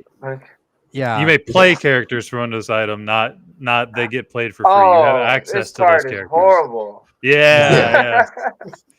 Yeah, that's. I mean, it's just like there's so many drawbacks to it. You're like, oh, wait, I have to take a turn to put a character under here before I can use it because I have to exert it to put a character. And I have to exert it, and I actually have to pay an ink as well, and I have to pay the cost. It's just like, oh man, there's just So not only do you have to have a character in your discard, you then have to spend a turn exerting the cauldron to put it under the cauldron, and then the next turn you get it, and that's all of that is assuming that you've put the cauldron in play to begin with and haven't lost the game at that point.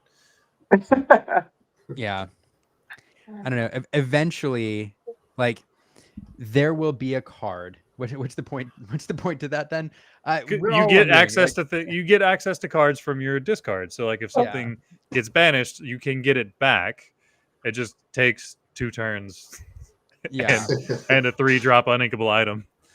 It just the setup is so. I mean, to be fair, there's just not a lot of item hate right now, so it'll likely stick around. Isn't there an Amber card that just got released that add a character from your discard to hand? That costs like 3? 3. It's a song. Yeah. It's a song. So like that is infinitely better than that card. It's like it power crept it in its own set. Oh. Yeah. Because that costs 5 to do it. Yeah. I'm looking for it. It's got to be one of the last songs. It's a song, so it's got to be. I hope this wasn't DeCandio's doing. Right? It's a song. It's got to be one of the last 2 cards on that page because it's a song. Or last 1, 2. Talking about this? Yeah. It's just infinitely better than that cauldron. Look, no one said Cauldron was a good card. Everyone just said that as far as flavor and lore, it's an awesome card. The flavor is on point. But I mean, if you want to actually play the game or rewrite history, is just better. Or rewrite history. So there is going to be, and there actually, I don't think there are cards that exist yet, but there's going to be a card that says like, put the top card of your deck underneath another card or things like that.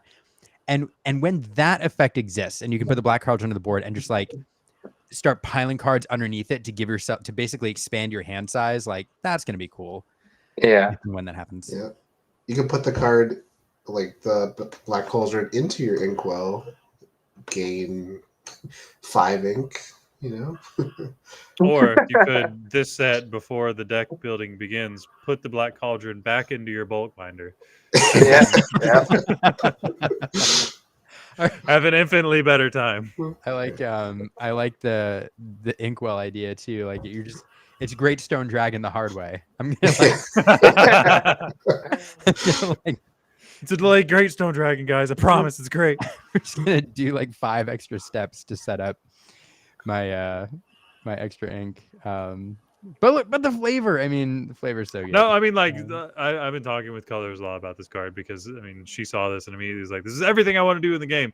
And just from a flavor and story context, like, it does everything that the Black Cauldron would do, but man, will it not see play next set. Yeah. Nope. Also, can we talk about this chunky boy that's like huge for no reason? Yeah, I don't know. I just want to go through all these cards in the set one by one, but we should probably get close to wrapping it up. It's Hades. No, we've seen Hades. All right, last chance, chat. Anything else? Cusco Hero of Cauldron. How many cards are released so far? Is That it is a half great the question. set? 144. So a bit more than half. Over half the set, yeah. Wow. So I'm going to say this for everybody watching right now. For all like bajillion of you, well, how many of you on Twitter? 153 of you watching on Twitter. Awesome. And YouTube, Twitch, all that. This table, this tool that I'm using with all the stats for the set here is courtesy of Illuminator Tales over on Instagram. Definitely follow May's Instagram if you're not. She does post every card reveal, as well as statistics and fun little snapshots and bits of lore, and you get the card reveal snapshots over time.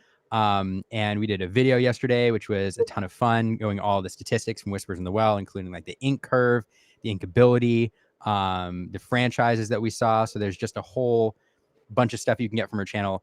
Go follow it because she's letting us use this tool here for our own purposes. I was refreshing to see if anybody followed in that short time. But she's letting us use this tool here so we can see not only all the cards that have been revealed, but these are all the franchises. DuckTales, just like crushing it. There's always one franchise in each set that is the winner.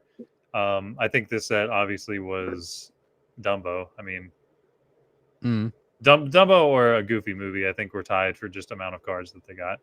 But I think going forward, we're going to see one mainline franchise get pushed that we haven't seen before. I mean, like the set that Woody and Buzz are coming out in. I mean, just Toy Story is going to be. If Toy Story is not the entirety of the set, I'm going to be disappointed. I hope so. I'm excited. If I don't get 240 Toy Story cards, I'm going to be like, what are we doing here? I want them. You know what I want with the Toy Story? I want them to take the little alien like squishy toys. I want them to get names. Like I don't want a card that's like alien squishy toy. I want like Carl and Frank and Bob and just like a bajillion different. Listen, you're starting to get into like Toy Story Minions territory, and I don't think I like that. I want it. But yeah, DuckTales crushing everything else. Close behind Zootopia, which makes sense with Zootopia 2 coming out. Black Cauldron Gargoyles, followed by Jungle Book. Actually sneakily with 10. And then up there. A lot of allies in this set, a bajillion allies, followed by heroes, villains. I mean, these are all typical Disney tags, but Whispers coming in after that, then detectives. But I'll also highlight our first ghost character is making an appearance in this set. Brand new tag. It's our very first ghost, which is interesting. Ink ability way down. So I was working on this video with May, and we saw this like 17 to 80% inkables, and we're like, that's interesting because that's kind of the average, like around where people like to be with certain decks. I wonder what older sets are. So we went and dug back into some older sets, and oftentimes they're up around 30% on inkables. I think Arcasia's Island was around 33%. So like, which is fascinating to me because I wouldn't think it would be that high. But here, the inkability of this set so far with over half revealed is sitting at 17.4% on inkable, which is interesting. I mean, we still have about 100 cards to go. That percentage could skyrocket pretty easily. Could. That's true. All the best cards for last. And then this ink curve, I think I'm willing to bet is probably pretty standard for most sets. I think limited formats, if they have that in mind, kind of like helps keep a fairly standard curve. So. I mean, they did explicitly say after Fabled they're going to really be pushing the sealed experience a lot more. So I genuinely think going forward we're going to see this type of statistic continue on, where you could realistically open a few packs and make something that's competent. And while it's not meta powerful, it'd be powerful enough to play against other people, and it'd be fun and interesting with the amount of interactions you'd find. Yep. Agreed. But anyway, so Dale, you asked how many cards have been revealed? I think 144. Yeah, one. So another 60 to go. Yeah, so Diablo still has a chance. You're saying there's a chance. That's Um, Speaking of Diablo, that new Diablo card is good too. The Ruby one? Yeah. Yeah. Oh yeah, the house. 3 There he is, the 3 3/3 for 2. it's Bonsai me. Boo. This is me. Yeah. Pinocchio, who actually, dude. Yeah. Everybody remember that Amethyst 2-drop 1/1 quest for 3? This just is so much better. Yeah. Yeah. I mean, the stat line's crazy. Yeah. I don't know. It's good. So yeah. So there you go, Dale. You did get Diablo back. Like it's not what I meant. I guess I'm a red. I'm a red player now. No, it's Diablo is the only thing keeping me in Red green. that color. All That right. man's a Christmas tree gamer forever. Yeah. Yeah. Oh, and lastly, just for fun, we'll talk about it. It's back. Ooh. With the new artwork, I think it's so cool. Yeah. I think this is what they should have done with Fabled. Any of the cards that got reprints need alternate arts. We have so many talented Yes. artists that are just chomping at the bit to do official Disney artwork, and this is just proving that they've got it. I mean, we're seeing Dragonfire, and there was another reprint. Mickey, the Detective Mickey, get his Mickey, also yeah, Mickey looks excellent. is changed. So like we're seeing these cards that have been around for over a year now with just a fresh coat of paint, and I'm so excited for it going forward. Yeah. Yeah, I'm really excited for the Diablo one. Can't wait. I do. Yeah. It's we give Dale. You can. This is Brennan's doing too. Brennan's in the house. Like Dale keeps asking for Diablo. So let's give him. Yeah, I'm trying to speak into existence. So Let's give him a Diablo. All right. Oh, okay. Last. I've said this like a bajillion times, but last card. Lexington. It's fun. Alert. Yeah. New keyword. So we got reach in Lorcana. I'm not surprised to see this ability pop up. I'm surprised we didn't see it sooner, but the whole like this character can challenge characters with evasive on your turn. I mean, it's a lot of text for a card. So let's just make it a keyword. Although it is different because the characters that get evasive in your turn have synergies with cards like Dumbo. This is like does the thing without the Dumbo synergy. So kind of cool. Yeah, I think like while the keyword is neat and cleans it up, it's not the same, which is relevant. It's not. You're right.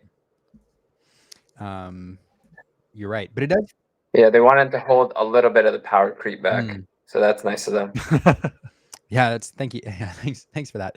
But it does feel like some of the cards that did the thing that had evasive on your turn were like trying to do this, but until there was like some evasive synergy cards, there was no reason not to do it that way. And then these evasive synergy cards came out. And they're like, okay, now we have to find another way to do this because we're going to cause problems. We're gonna cause Dumbo to be even better than he is. Yeah. Yeah. Anyway, one other fun little tidbit here. Take a look. All right, last thing. Leonardo G. Michel has done several gargoyles in this set. One of them is Lexington here, and I need to look at. I can't remember what the third one is, but the second one is Demona. And these, I have to find the third one. But look at the backgrounds. These cards do not connect directly, but they are meant to be in the same like image. So if you look at the background here of Demona, Scourge of the Wyvern Clan, she's like the center character. And then if you look over at Hermes, like take a look at the background, it's the same. And so they're all kind of meant to be in the same like picture together, which is kind of cool. All right, so Gargoyles playmat coming out soon. Gosh, I hope so. I might actually play on something. Yeah, I can't remember what the third. There's a third one, I think. Anyway, could be Brooklyn, I think. I don't know. Or David Xanatos. It could be.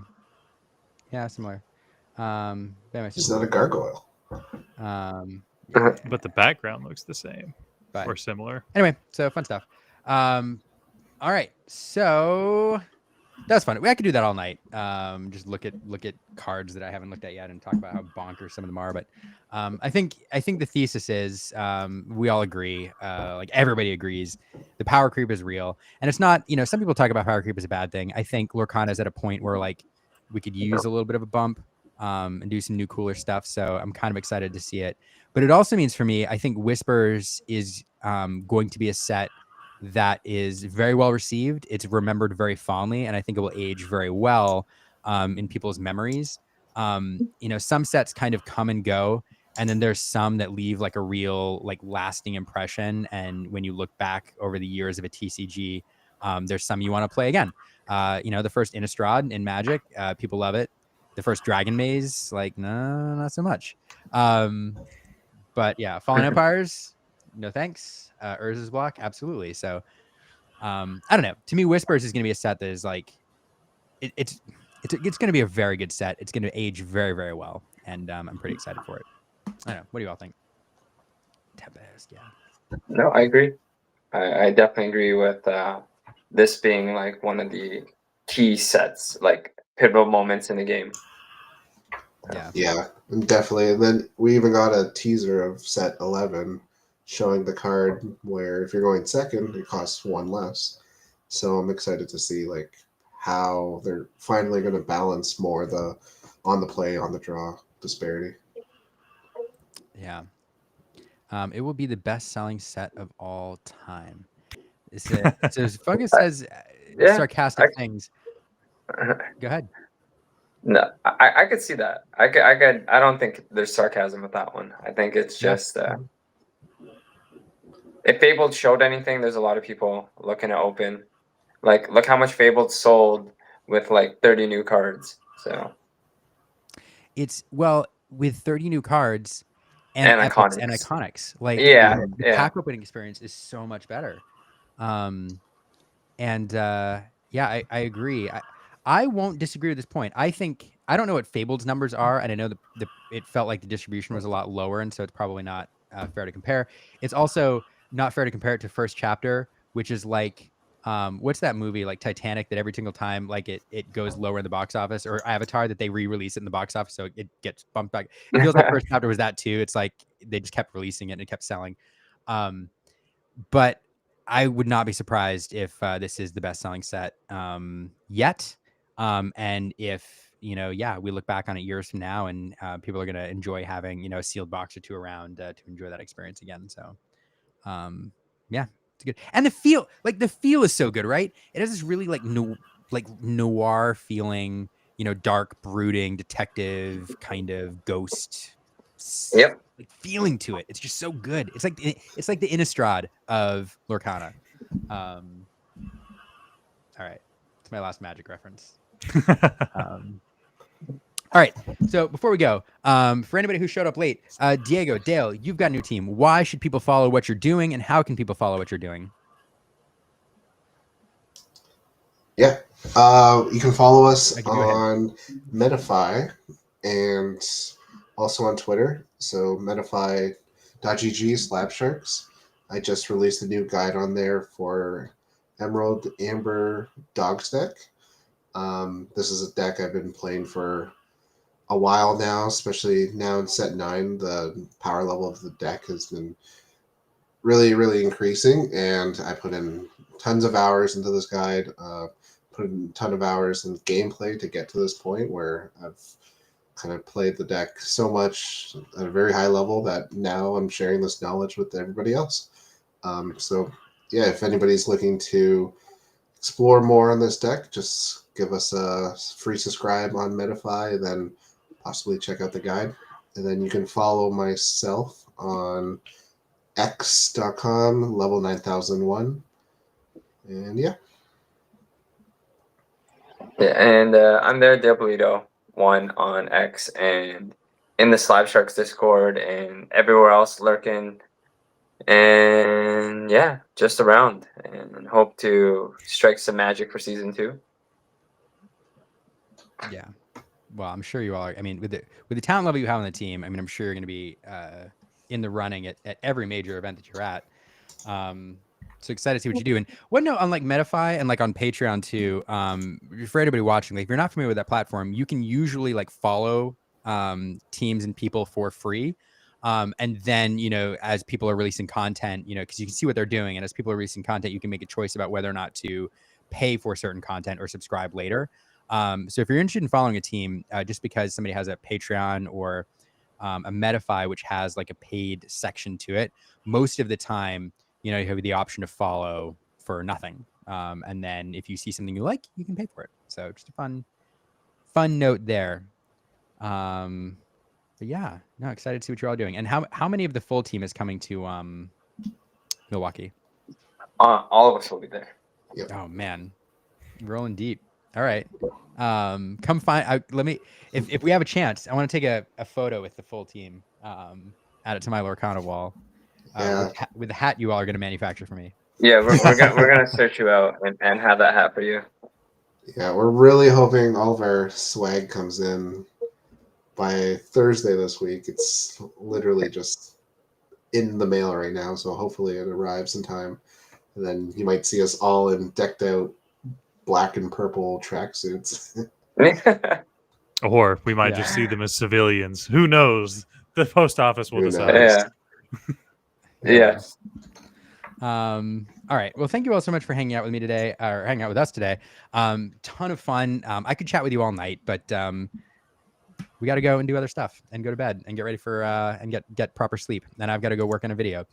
So Logan, before I do like housekeeping stuff, anything that we missed? No, we hit everything, man. I mean, introduction to the Slab Sharks. I mean, just great guys. I've met all of them. Yeah. All wonderful. Some of my favorite people I've met over the course of this past year and a half. So I'm excited that you guys have banded together to show us that Canadians are a force to be reckoned with. I feel like our guys up in Canada don't often get the respect they deserve. There's sometimes I've heard people been like, "Oh, you know, the Canadian region." I'm just like, "Yeah, go up there. Just go up there and get stomped and go 0-3 and be like, oh God, what's happening?" But no, I'm excited that you guys have started this. I'm ready to see how you guys are going to do in season 2 since you're working together. And I'm excited to see you all in Milwaukee. Yeah. Likewise, for sure. I mean, like, love seeing all you guys, love seeing the community, and yeah, like excited for it. And I can't believe it's like 4 days away. Yeah. Here, right? Yeah.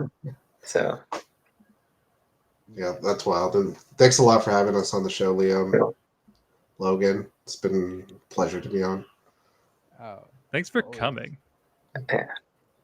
But again, like I said, what else is anybody doing on a Monday night than hoping that they get an invite to the Illumineers? To be fair, I asked to be on because it is an amazing show. Yeah. Well, thank you. We do our best. It's all really well organized and coordinated behind the scenes every week, and we're absolutely scrambling at the last minute.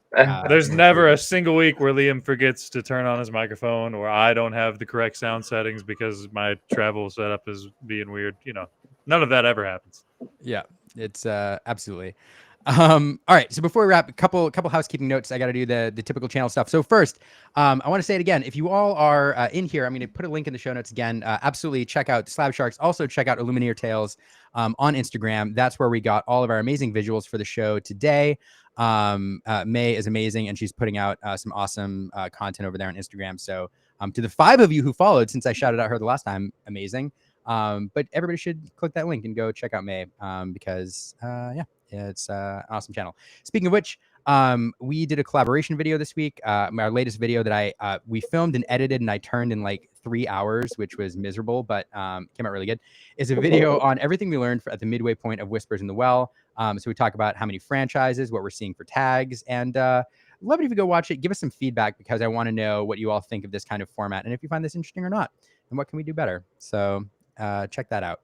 Also, I have to say a thing about Twitch real quick. I finally was a responsible Twitcher and did the things I needed to do to get like subscriptions and stuff set up, which is crazy. That it took me 3 years. But tonight got our very first subscriber ever. So thank you, Fairy Green Tank. My computer midway through the show made a really strange noise and it scared me. And I didn't know what it was. And it was a subscription. So I don't know what to do with that. Like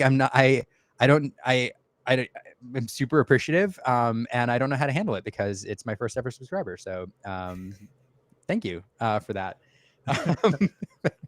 And so, yeah. Lastly of note to the community, for those of you who like cloth playmats, you know that Josh Polt is into making like Spellground replica playmats that are homages to different properties and stuff, and they're really, really good, and I know a lot of people are using them.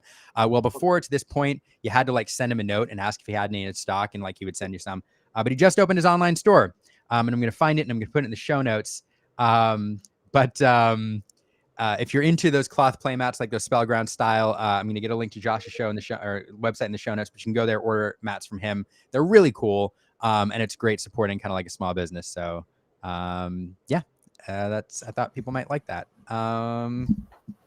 Anything else? Yeah, just to second that, Josh's mats are amazing. He gifted me one, and like the feel on the mat is really nice and doesn't mess up your cards or anything. It's amazing mat. Yeah, I might order more. Don't tell Aaron. All right. Well, with that, we'll see how you're after Milwaukee, which is crazy to me. Next week, where we're gonna have maybe we'll all be back. We'll be interviewing you two as the first and second place winners.